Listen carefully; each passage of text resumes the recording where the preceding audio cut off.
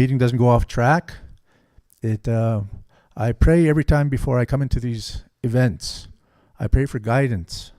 I pray for answers, and the Lord delivers. Thank you very much.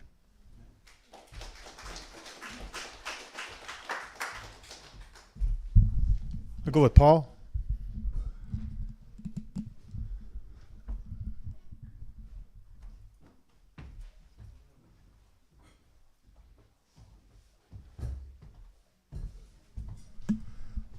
Prayer is very important for me and my family. My wife, she prays a lot, but for me, it goes back to when I was a kid, and over here at Akukatsen, it's where my parents were part of the sacred societies, and walking around Akukatsen, I used to think, am I being a good guy? Am I being a good Blackfoot? Am I disrespecting my parents' beliefs, their prayers? So it has always been a part of me. It's always been a part of being Nitsudapi, part of being Blackfoot is the way we pray. And I know that every gathering we do have a prayer. So it is very important with Siksika. It doesn't matter where you're at. If it's chief and council meetings, they open with a prayer. And it goes around whoever they choose to pick to say a prayer. So they say a prayer. We have our Ag Society meetings, and Shirley always opens us with a prayer. So prayer is a part of our life. It says who we are as Blackfoot people. When I was a probation officer, there was this youth came in, and he had this beautiful Blackfoot logo tattoo on his arms. Man, it was awesome. And I asked him, do you know what that means? He says, yeah, I'm a Blackfoot warrior. So no, what does that mean? Well, warrior is someone who protects their community, who looks out for his people, prays for his people. If you're not doing that, then why do you have that on you? It's just to be tough, to be a gangster. Well, gangsters don't protect their people, and they certainly don't pray for their people. So that's what, if you're a Blackfoot, needs to be. Prayer is part of it, has always been part of it. All these societies, it's all about prayer. It's all about praying to God. So it doesn't matter what religion you're in, prayer is part of it.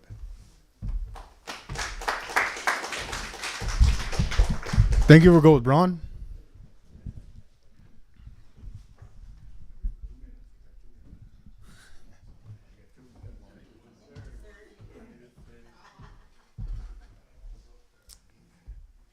Every form I hear this. At some way, kan ik het map. Nach sa gochtse piksaki. Net skinny matsuk. As ike buchsen. En ik sugapi wat ik kwatsumoikos. I was to say it in English, but it's important to pray. My grandmother doesn't speak any English. She taught me a lot of old words that I should know. But other than that, it's important to teach our kids the Blackfoot language. Elder told me, I agree with her, language starts from home. So all you guys, when you get home, speak Blackfoot to your kids. So that's how we start. I heard that every form, language. Well, speak the language at home. Then your kids will catch on. Thank you.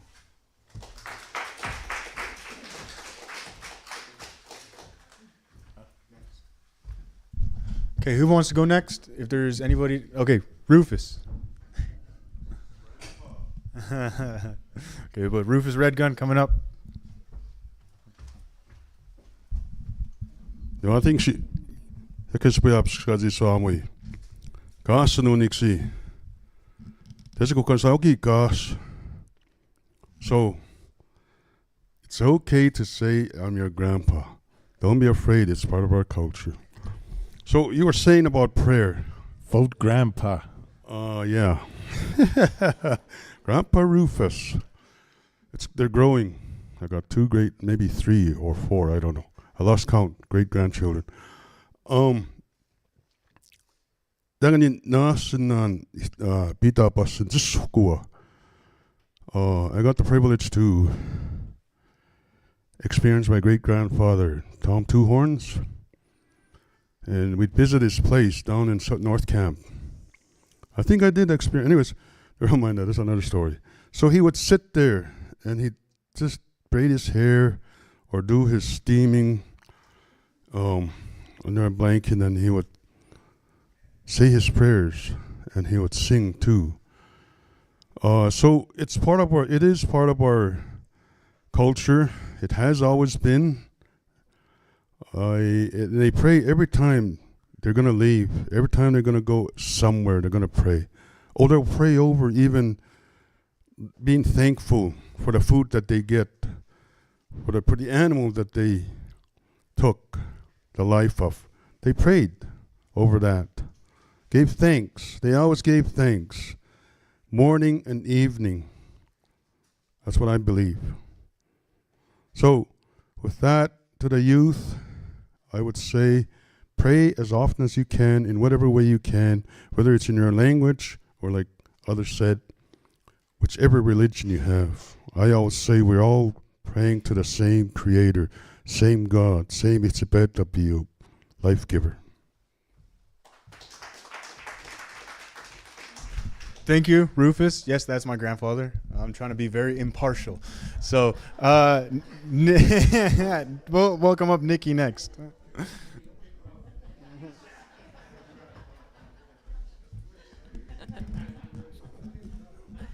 was really excited about prayer. No, but I do believe that it's very important.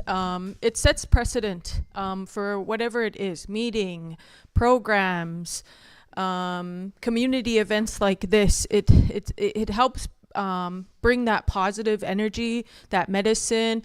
I was taught by the Omokitapiks, we lead our lives in prayer. Everything is done in prayer. When I'm harvesting, I'm always saying prayers and bringing that good medicine into it, and then I gift it to the people in hopes that they have that blessing of the medicine. So I think it's really important to continue that. I've struggled. One time I was going through some financial difficulties, my vehicle, and I was really having a hard time. And I just kept praying and praying and praying and calling on our Natuitapiks, calling on my grandparents to help through that hard time, to speak through me, to act through me. And so as I was driving that one time and I seen an eagle and I was like really upset, and I stopped and I gave my offering, I gave my prayer, gave that tobacco offering, and then a week later everything fell into place. And I knew, okay, like they're with me. And so that's why I think it's so important to continue that value within Siksika, is continuing to pray, not just it's every day, throughout the day, not wherever you are throughout your journey. I just encourage you to continue to pray and lead with prayer. Yeah.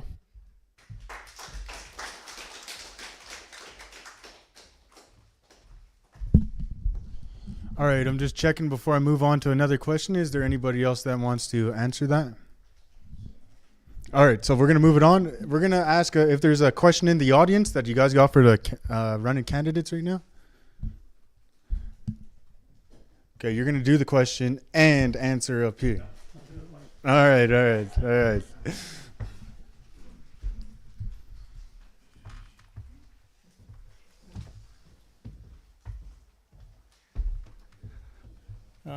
So this question, I really encourage Carlin Big Snake to answer. For business owners, small business owners, ranchers, farmers, the highest level of acceptance from our chief and council is BCRs. And in the last maybe 6 years, 5 years, those that have BCRs, whether you're a farmer, rancher, small business, have been threatened to have your BCRs removed, rescinded. I just want to know, how much weight does a BCR have within chief and council? And the reason I asked Stogie is because he was a former council member, and assume he dealt with such BCRs. Thank you. So you guys heard the question. Doey will come up and he'll give his piece. You got 2 minutes.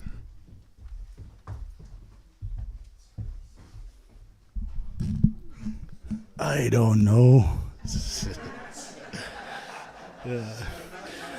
I think that's a real good question, Muggsy, and I think the BCR itself, Bank Council Resolution, it does hold a lot of teeth, but depends on how you write it. Sometimes this is just a blank statement, then you lose the teeth from that.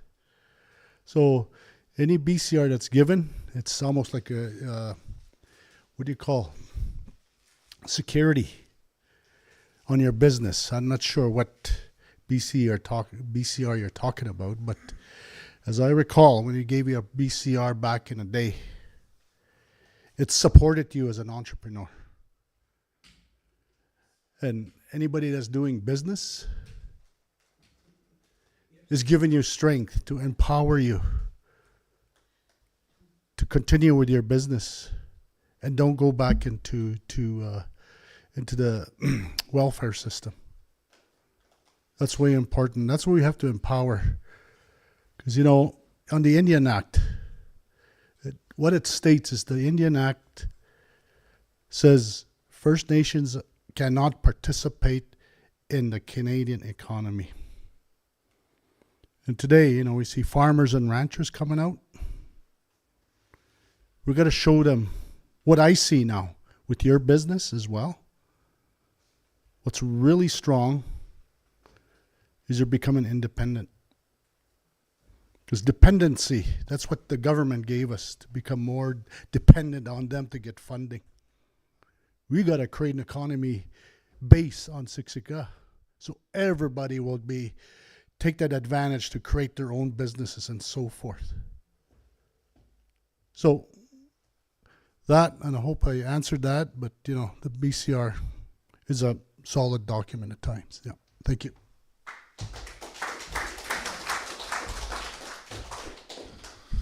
Is there anybody else that is wanted to answer that?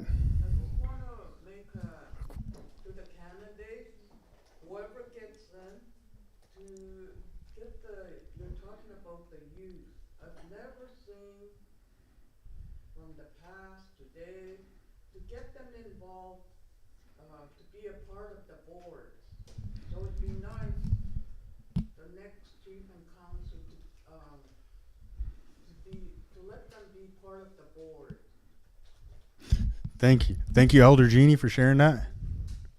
I don't know if you guys heard that online there. We had an elder and sitting down here mentioned that whoever gets in next time to involve the youth and engage them, bring them in as an advisory capacity, involve them on the boards and that. And that was a good comment.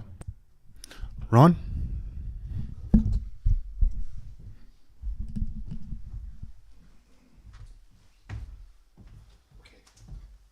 Minutes, right? When I went to law school, I studied the Indian Act. BCRs could overwrite by the next counts, just to let you know, right? But it protects the individual on a reserve. You gotta have a good reason why you want to overwrite the BCR. Anything in council happened in the past, we could override it. That's how things happen in the chamber. Vincent knows. We could override any BCR we think is for the benefit of the nation. We could do that. So those are things that we need to understand. Tell the people this is how the process. We sign a BCR today. Next year, you could overwrite that BCR. Just simple as that. Thank you.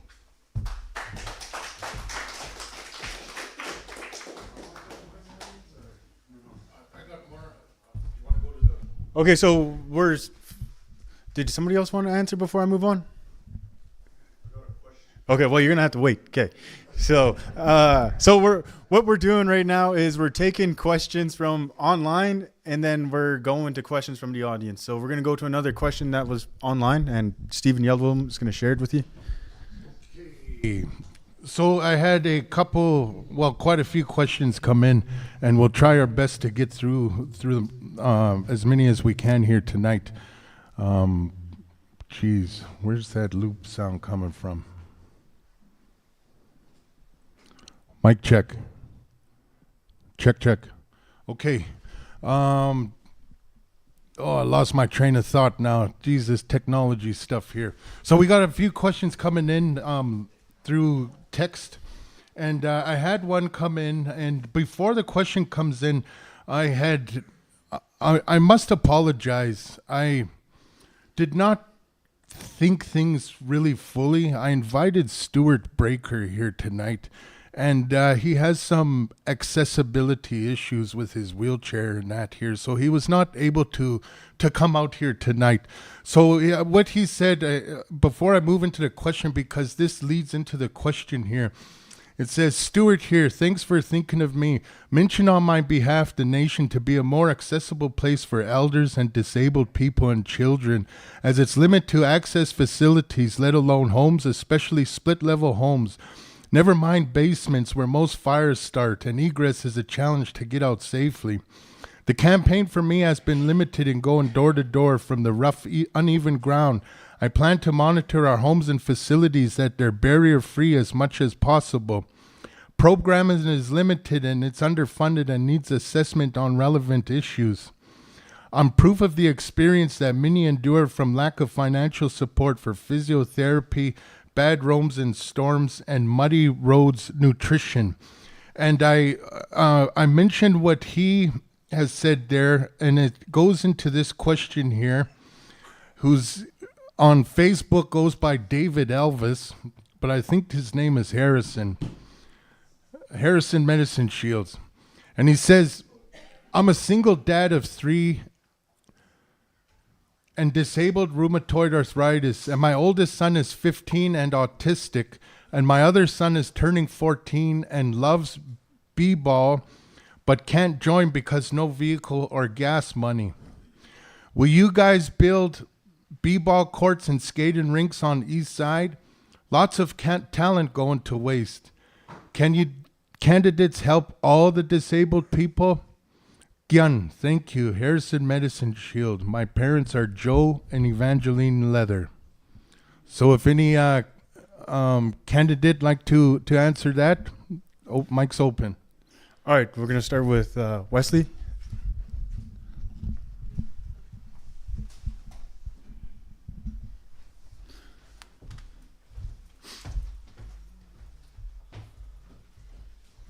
Thank you. Thank you very much for the question. As mentioned earlier, when I was talking about advisory groups, and one of them was disability advisory.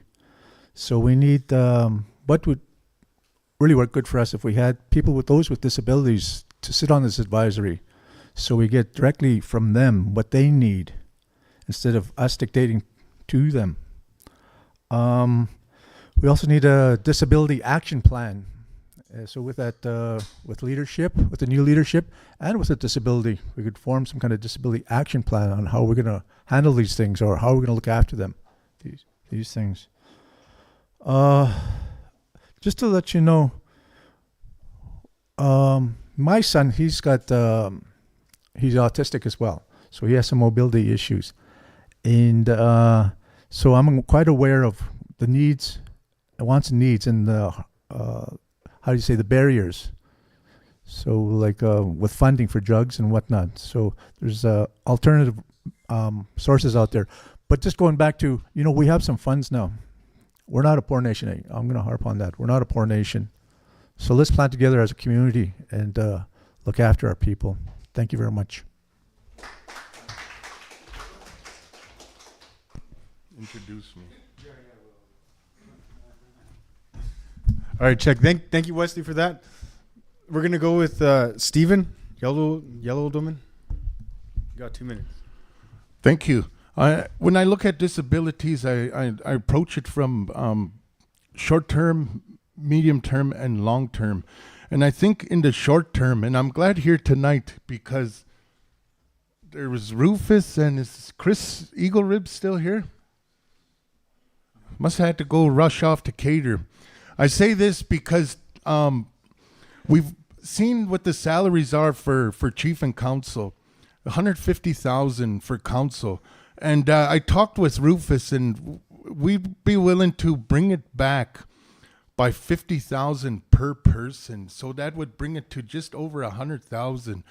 And Chris is the other person that agreed with me on this here. So when I go into council, the first thing I'm going to do is provide a motion so that we could address some of the short-term needs, especially in these things, these forums. Quite a few things have been mentioned, and specifically ramps. For some reason, there's been no money for ramps, and there's people have been installing them on their own. So when I go in and I do a motion to decrease our salaries by $50,000, that will leave up $216,000 remaining by the end of March. And so I would go in with the motion. If Rufus gets elected, he's going to second it. And if Chris gets elected, he's going to second that as well. And then what I'm saying, immediately reprofiling that $216,000 and to provide some accessibility to homes immediately. So if you just spent that entirely on ramps, that gives enough for 36 ramps to be brought in by March. That's just on the short term. And then for after that, use the remaining the $650,000 a year for from chief and council to start going and being invested into long-term care for disabilities. And I'm getting cut off. I have a lot to say on this. Text me that number right there if you want to talk to me more on this. All right, thank you, Stephen Yell, Old Women. And we'll welcome up Louise next. And then after that, yes.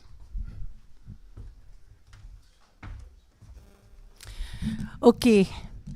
When it comes to this certain community, one of the things that I think it's important to understand is looking at the existing systems that we have in place, the plans that are currently in place, and build upon those.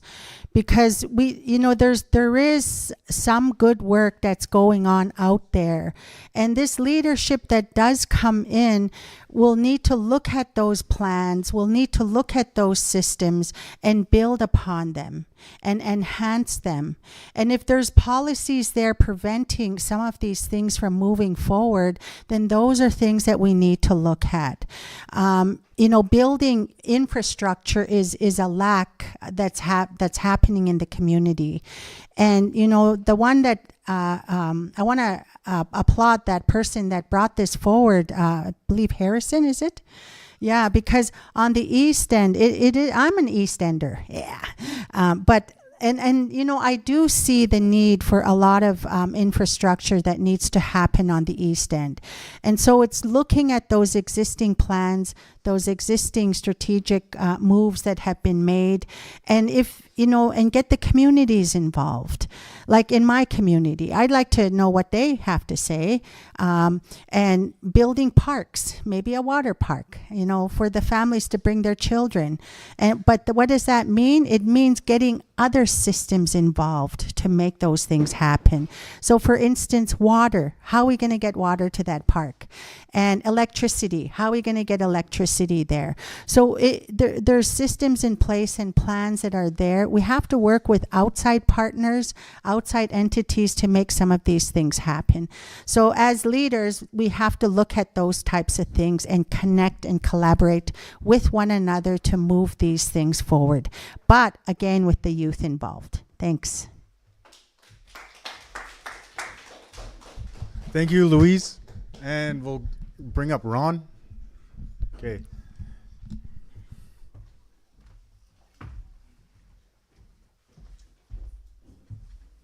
Just to answer the ramp issue, it's under the province. The band applies for ramps. Then the province gives some money for the band to build these ramps. So we need to meet with Nixie, the province, to say, hey, we need to know what's going on. Or somebody said we're in $1 billion, so we got this money over here. Take some and build some of these ramps. When you apply for the province, it's not test somewhere. It takes a long time for them to be approved. And for the East End, one of my platform is, I was approached by Nixie people down there. We need a skating rink, a baseball diamond, like those kind of recreational areas for our kids, because they don't have the money to come to Gleason to play hockey, because our reserve is so big. So we need to have satellite programs for these our kids, so they could have. A lot of kids are very talented, I'll tell you that, and so we need them to have these kind of facilities for them to excel. Thank you.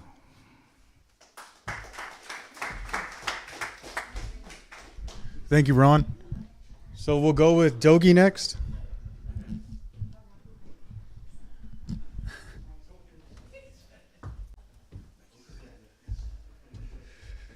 Yeah, just quickly in response to that, I think, what I mentioned, I wanted to be the voice. And I think the true answers should be coming from Matapiks. In this case, I know there's a lot of people in the nation that have these challenges. And that's where the answers are. Because we cannot go to the band office because it says, well, here's a quick fix and here it is. It does not work like that. As far as I can see it, it will never work. We have to believe in our people. They're smart. And for any funding in that, dealing with provinces, there's always that struggle. I don't know why they're reluctant, but the nation, I have a list. They deal with thousands of vendors. And these are taxable entities. What's happening now, these different departments are holding on to those different vendors and taxable entities that are out there. They could write off their taxes from that and allow that to be given to the people that are challenged. And that's millions and millions of dollars. We can help them out. Thank you. Thank you, Dogi. That's also Carlin Big Snake. We're going to go with Rufus next.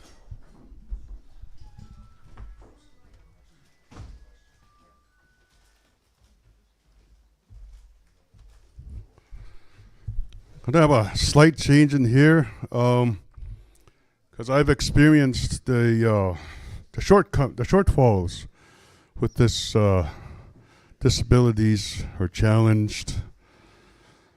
My daughter, when she was 4 years old, just over here, she was very independent.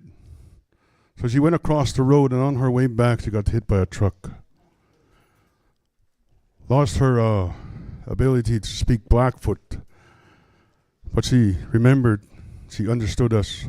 So from that time on, we struggled. We had to rely on our own money to get her to the Calgary and get her assessed and all that. Back then, they didn't have what do we have today. We have something. Like Louise said, we need to build on those foundations that have already been started. And I hope we do with the next council. And again, now we're dealing with my granddaughter. You guys are talking about autism. Well, she's got a mild case of, but she cannot, we have to supervise her. We're hoping after she completes this course at MRU that she can be more independent. But yes, we need to work on this, the shortfalls that we have here on Siksika.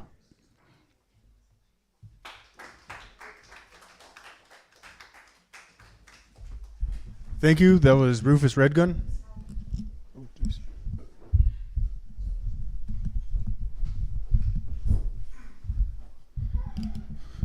So if anybody else wants to answer that, or we're going to move on to our next question. And this question is going to come from the audience. So, all right. So anybody got any question that they want for the candidates?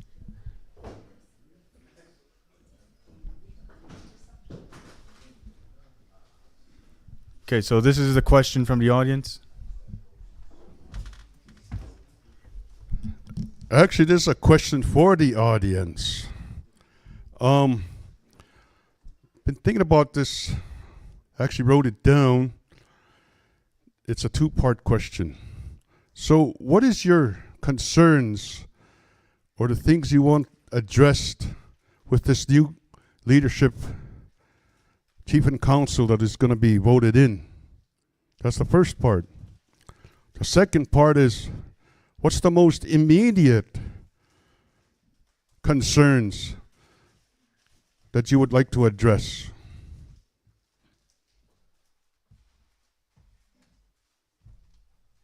Shirley?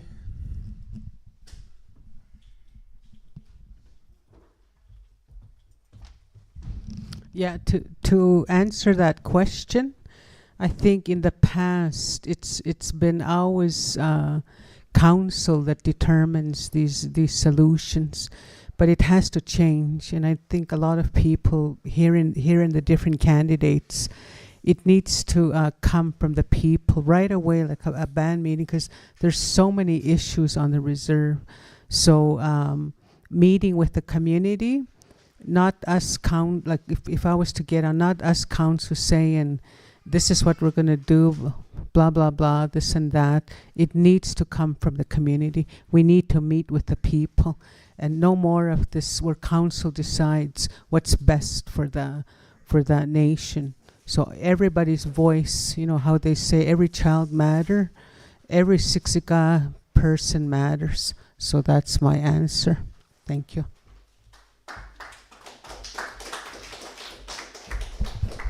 Thank you, Shirley. If anybody else wants to answer that question, they got the time. Okay, Louise.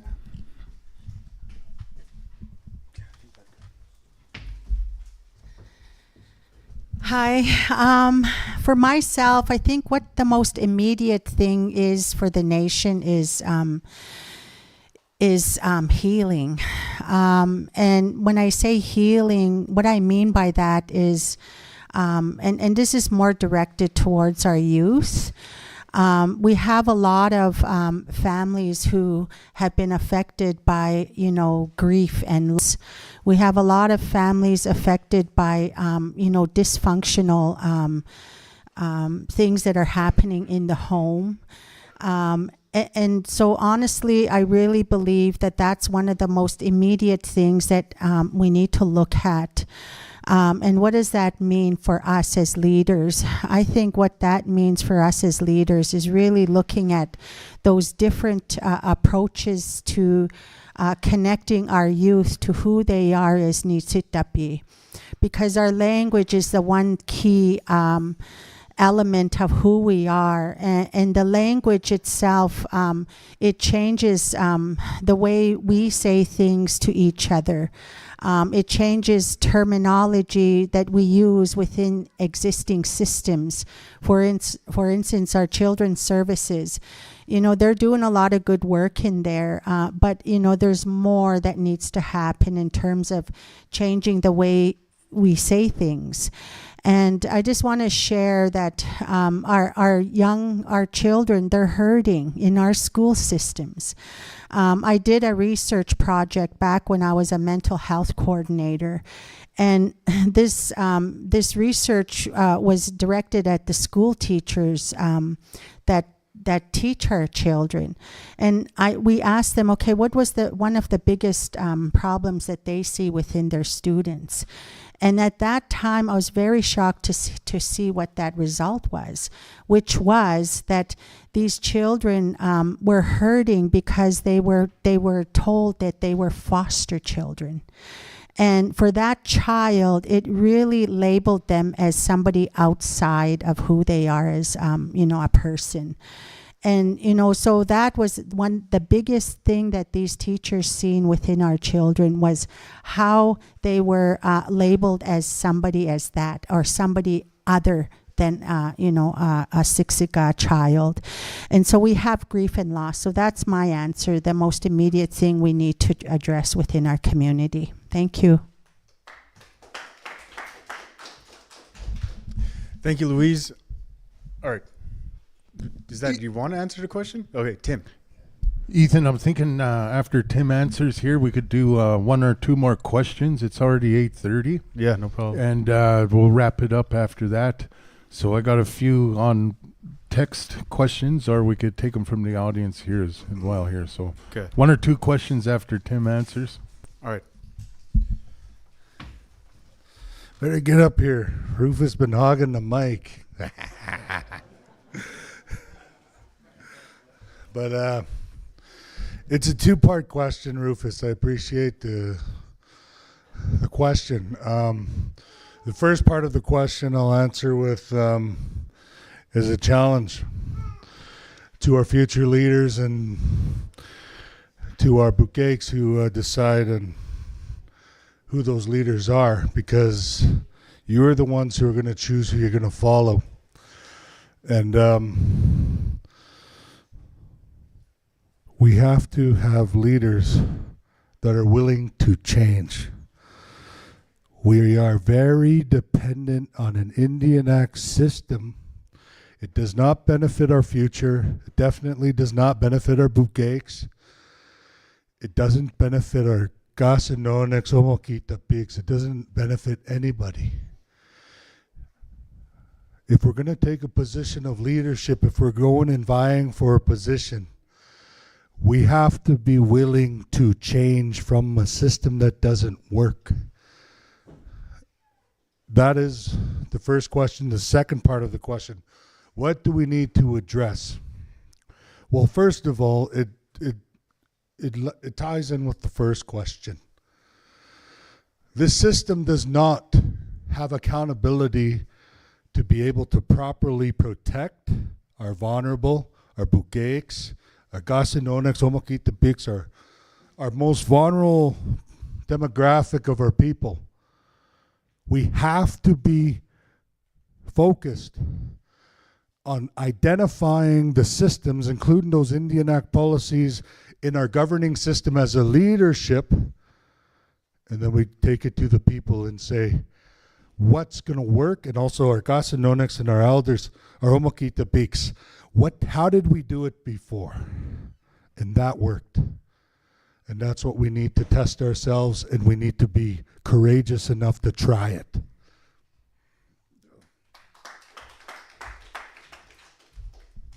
Thank you. That was Tim. What's your candidate name?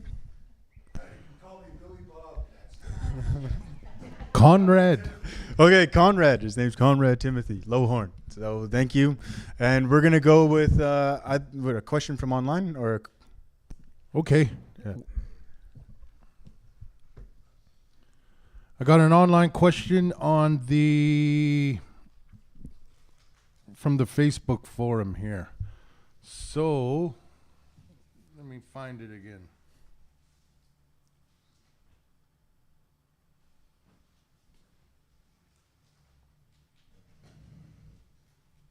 No, I can't find it. Do you have that question again, Vanessa, on your phone?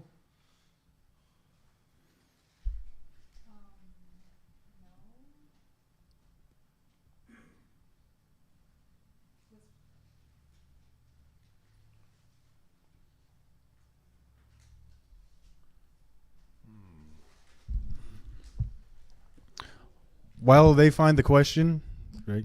Thank you guys for the ones that are coming out, right? I know it's kind of getting late, so we're going to answer a few more questions. We're gonna ask a few more questions. Pops is already sleeping over in the corner over there enjoying that heat. Both my grandparents, actually. So, I'm glad that you guys came, and I'm glad that we were able to address a lot of the younger generation, the youth, and it looks like he might have just found that right now. I couldn't find that other question, but here's one that's text, and it's a really good question. When it comes to seeing a doctor for our kids on the reserve, it takes up to 1 month to see a family doctor and up to 4 to 5 months just to see a pediatrician for our kids. What can you do to change this so our kids can see doctors fast and without waiting months? All right, so you guys heard the question. Anybody willing to take an answer at that? Okay, Ron?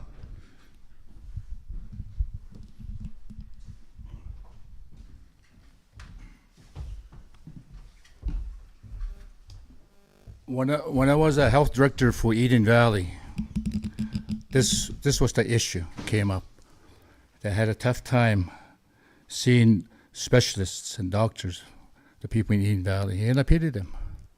So what we did is that we strategized and went to the government, and we told them, health rights is a treat right. You guys need to fix it. Our people in Eden Valley, they're suffering. And in about a month's time, we got 2 more doctors, 2 more specialists. So we need to strategize at Sixica. I was at the health services as a HR team leader. But I sitting through meetings, and we need to strategize as a one individual tribe to say, hey, these are things that we need to do, and we need to ensure that our people that need services have it. It's important. If we don't strategize, nobody's going to listen to us. Thank you.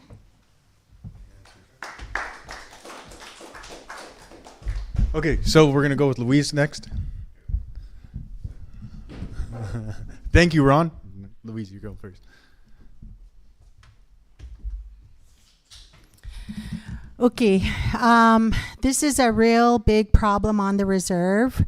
There are waiting lists that are not only with the doctors, but also mental health care teams, home care teams, but specifically to doctors and families waiting for getting help. I think one of the things that needs to be addressed there is looking at those agreements, the agreements that we have with Alberta Health Services. And also not only that, looking at the existing plans that are in place that previous leadership and boards have put together.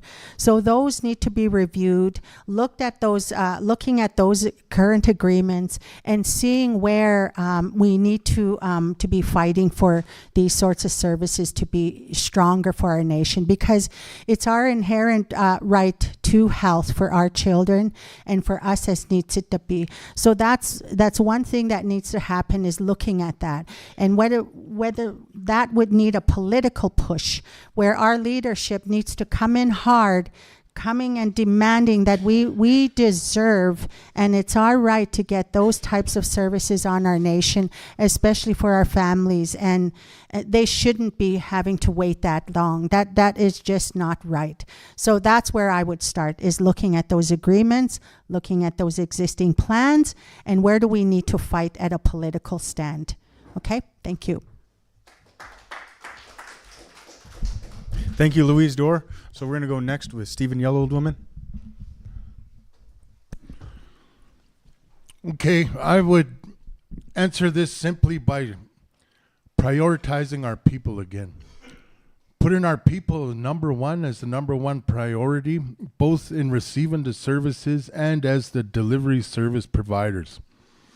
And I say this, we've seen a major shift over at Health Services, where our own people have been removed from very instrumental positions, and other ones have been brought in, and outsiders. We're now no longer taking care of ourselves. And I have a question.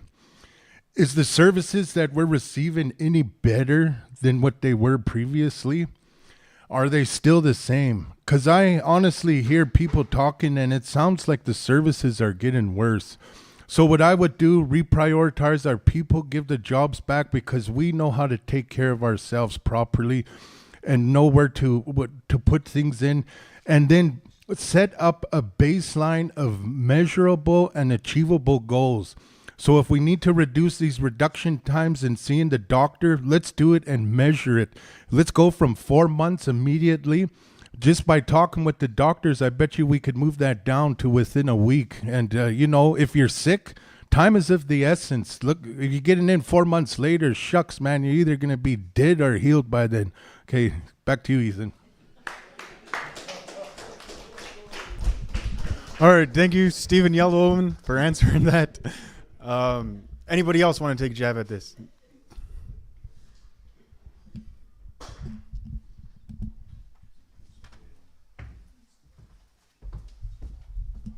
I'm not a health professional and I don't work in a health field. But one thing that I've noticed is that I agree we should look at those policies and review them and strengthen them and get the political push behind it. But we're all still, like in BC, they're going to the United States and they're enticing nurses to come work up there. And there are nurses going to work in Nanaimo specifically.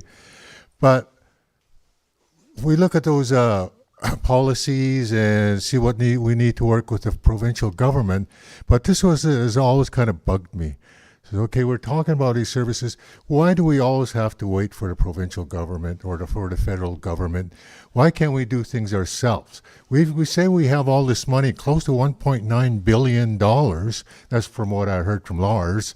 Is that, okay, why don't we pay, maybe they can do a partial payment for a doctor to come and we can pay the rest and give them some kind of incentive to come work here.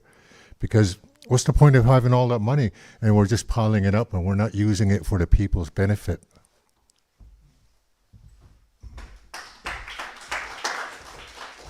Thank you, Paul. Tim. And then we'll go through it.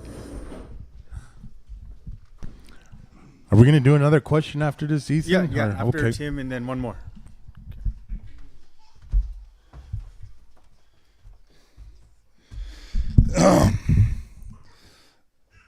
We should go all night. Go all night. We're reaching, the 12th hour here. But the question was our healthcare and the issues with our healthcare system.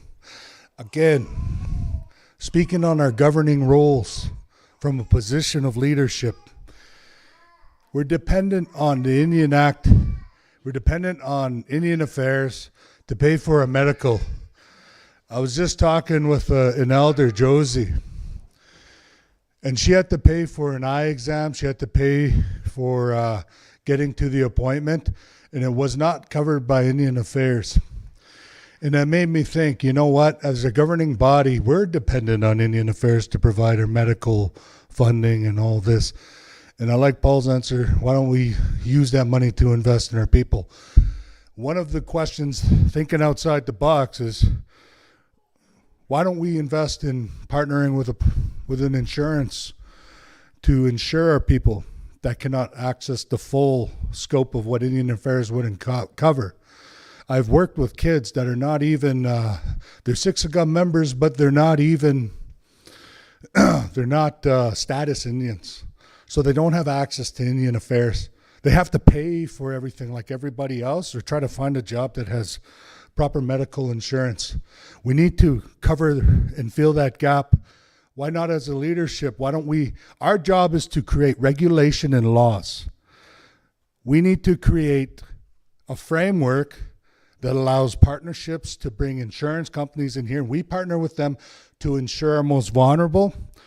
And then what we do with that is we begin a transition and create a framework that allows us as Blackfoot to create our own insurance, where we can help the most vulnerable off reserve in other nations.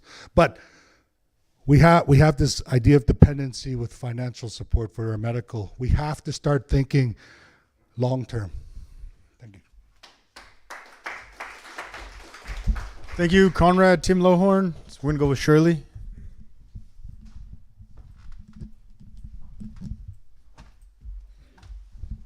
Yeah, to answer that question on pediatrics, if the need is now, we can't wait months and months. So I know that health services have that van. They also pay individuals gas money to bring people to appointments. If there's other pediatricians, we've got Bizano, we've got Vulcan, we've got other communities that we can transport these children to. So we need to think outside the box, not just use Calgary, but use other clinics and get care to these children right away.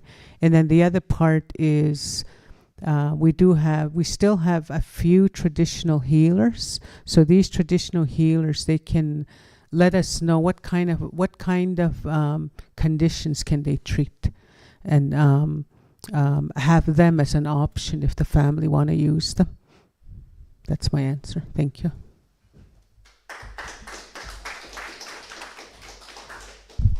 Thank you, Shirley. So we're going to go with one more question. One more question? We're going to go with one more question. From the audience or online? Go online here. Okay, we're going to go online.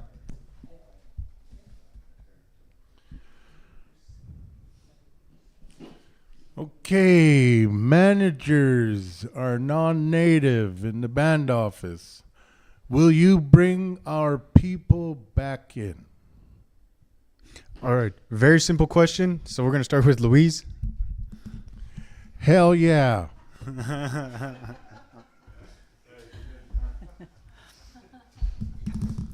Okay, this is a big thing this this time at elections. It's one of the main topics, and it's actually one of the things that I've been campaigning on, is that our people need to lead our people. And the reason why I say that is because our people know what our conditions are all about. They know who our families are. They know how we think and how we do things. And a lot of times when a senior manager is not understanding the community, it brings about unfairness. It brings about not understanding how how things go. And so what happens there is decisions are being made, maybe they're unbiased, they're biased decisions that are being made, because sometimes managers are being fed information from one person's perspective, and that is dangerous, because then the individual holding that type of power over a certain entity, it brings about things that it's not helping the community at all. I think for myself, one of the things that I would do is look at that succession planning, and because we have to do it legally, of course, and we have to do it in a way that's respectful for both the department and the people that we're serving. And saying that, when we look at these succession plans, what we have to look at is bringing in a Siksika member that's qualified, and looking at that in a way where they need to mentor and show that individual how the position runs. And what does that mean too? It means individuals need to have a high ethical responsibility behind them, and practicing that ethical responsibility is very, very important in these key positions. So I would say succession planning is the way to go, and letting those senior managers know, okay, your time here is limited, and thank you, but we need to lead our own people there. Again. All right, this was a very good question that the online people asked, and we're going to go up with Shirley next.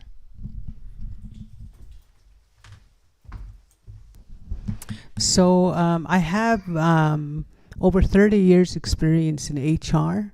I did, when I was there 5-6 years ago with the administration, about 100% of the staff were nation members. When I left the organization, that's when I started seeing all the. I think this council, they terminated like 60 people, and I don't know what the reasons are, but the replacements would be non-nation members. So realistically, this council, we could look at those contracts, we could read them like Amoxie, these positions where we can fill with our own people. Look at those contracts. How long are they supposed to be there? Because in labor law, you could terminate anyone. You don't even need to have a reason. You as long as you give them severance pay, you treat them with dignity, you give them severance pay. So anybody can be terminated. But these contracts, the way they're written, they're really important. Like these contracts, some of them will have termination clauses. Let's say some of these non-nation member contracts, do they have, if the nation's going to terminate them, they're going to pay them out X number of months. So these are what we need to look at. The council, and the other one is, because we want the community involved, have people in the community that have background in this. Again, we chief and council using the community to help deal with this situation, but it could be dealt with. It may cost money if we have to pay out X number of months to terminate people. But in the terminations, like I said, you can anybody can be terminated. You just have to give them a severance pay, and usually the severance pay is based on how long they've worked, how long. Their age. There's other factors that are involved. So reviewing of these contracts and the termination clauses would be something that would need to be looked at. So, and I agree. We have our nation members that can fill all these positions. You know, when you look at the history, the Indian agent used to run the reserve. All these present programs, about 1960, our people started taking over these positions, hiring. Where we are today, where all the program services, it was from our own people. It wasn't Uxnapiquiks that helped our people. So it was really our own people looking after our nation members. So I believe we should go back to the all the positions to be Siksika members. Thank you, Shirley. We'll go with Rufus.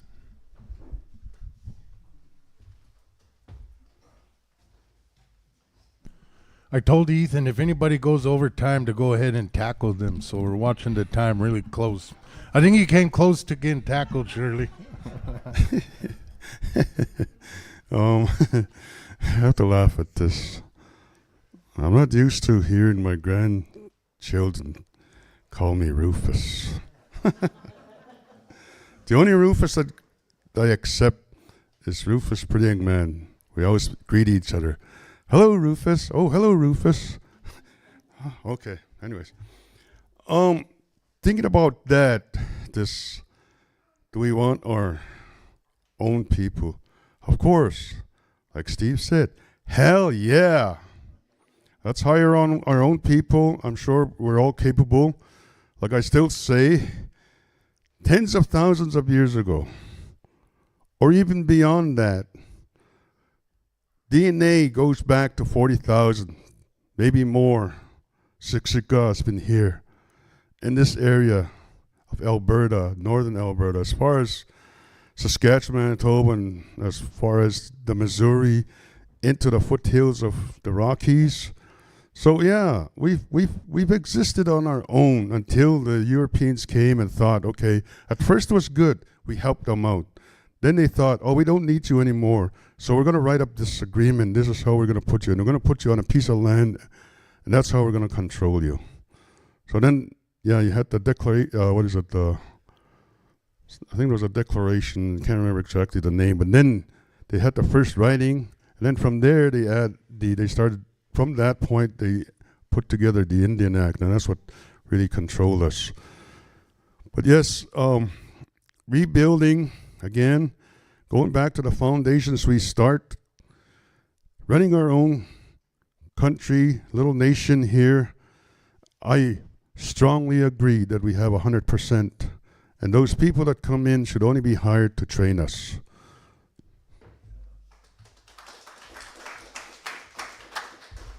All right, thank you, Rufus Redgun. So we're gonna go next with Tim.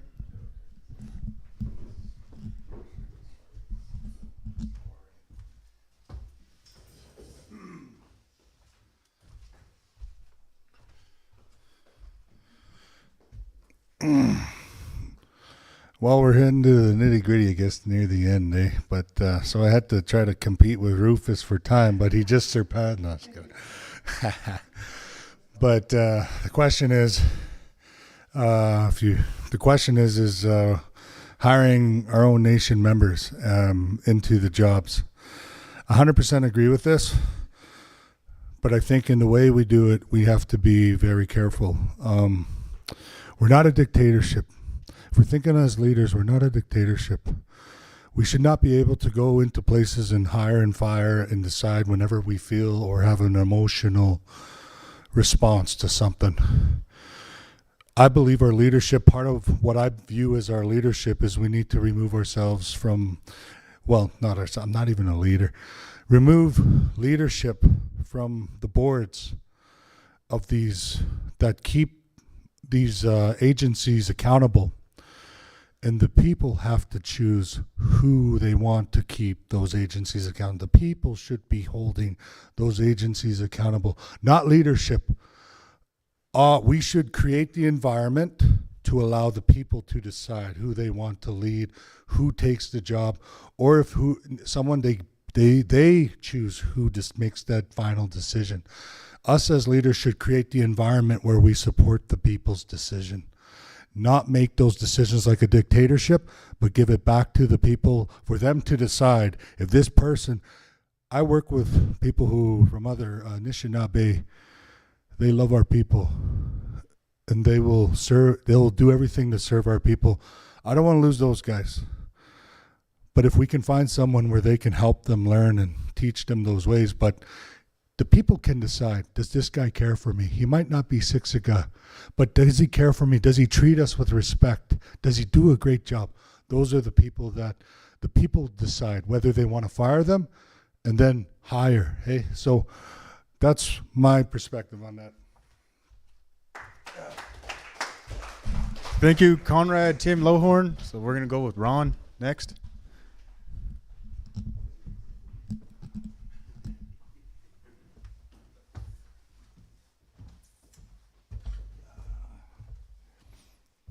It's a really good question. One of the things that when I was HR at the band and health services, one of the criteria is to Siksika Nation members be first priority, right? And if nobody qualifies, then they go to second choice and all that.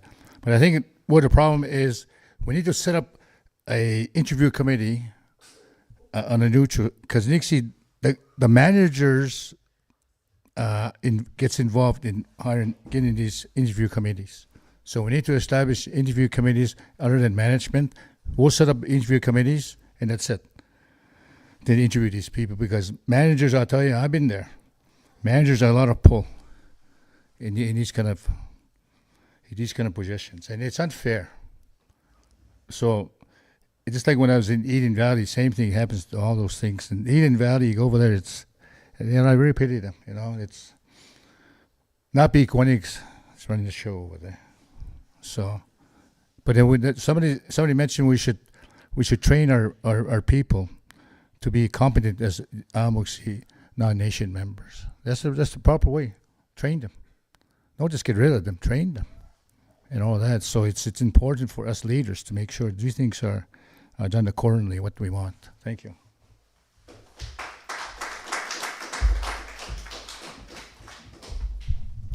Thank you, Ron. Before I move along, is there anybody else that wants to answer to this? Good. Oh man! All right, gotcha. I I think I've said this before, but I'm going to emphasize it. The way we're going, and yeah, we're living the white man way or the English way or the European way. So we got to really think hard about this and rely on our elders and those that speak the language. So we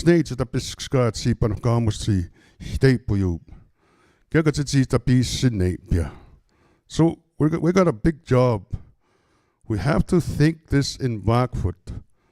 Doesn't have to be, if you're from here, I'm going to go beyond just speaking the language or thinking it.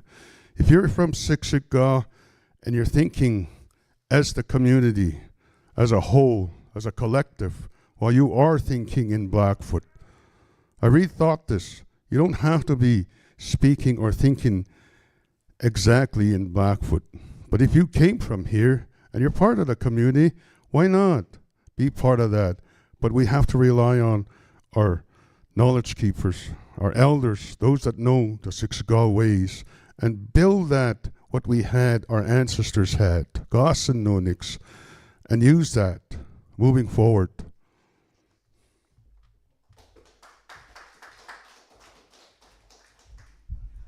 All right, thank you.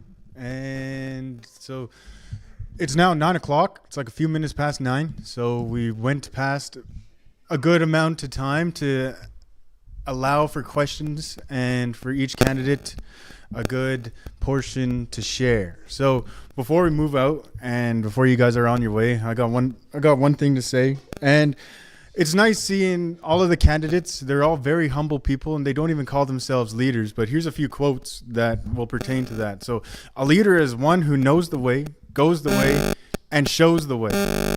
So if your actions inspire others to dream more, learn more, and do more, and become more, you are a leader. So that is everybody that came up today, and especially the ones that don't even call themselves a leader. You're out here, you're inspiring. Just coming up here is enough, and we do take you as our leader, right? Whether you do get in this term or the next term or the term after, right? Whatever happens now, it's in God's hands, it's in Creator's hands. Thank you guys for coming out. Thank you guys for sharing.